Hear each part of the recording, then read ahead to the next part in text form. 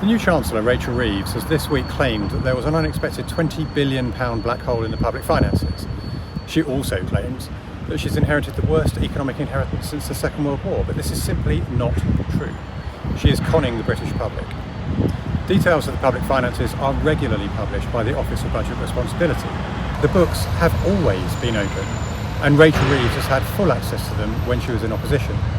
She even said so herself in an interview with the Financial Times during the general election campaign.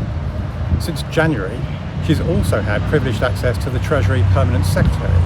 She could have found out anything she wanted, so nothing about the public finances should come as a surprise to her. But let's be clear, this is all a ploy to get the British public to accept Labour's tax rises. Labour planned these tax rises all along. They were deliberately vague with the country during the election campaign. And now, entirely predictably, they are pretending that they have no choice. But that's not true. The fact is that Labour have inherited low inflation, lower borrowing and lower unemployment than when they last left office in 2010. Britain has the fastest growing economy in the G7. Any so-called black hole in our finances is largely down to Labour's choices. For example, they've abandoned the £12 billion of welfare savings planned by the previous government. They've caved in to the trade unions on public sector pay demands that are well above the rate of inflation with no requirement for increase in productivity.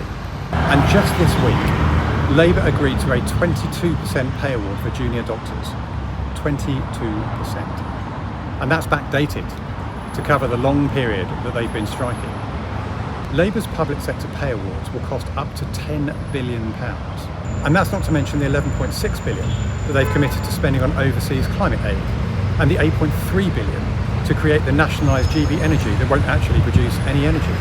And at the same time, they're cutting support to over 10 million pensioners. These are all choices that they are making. But as always with Labour, while they splash the cash, it is you, the taxpayer, who will pick up the tab.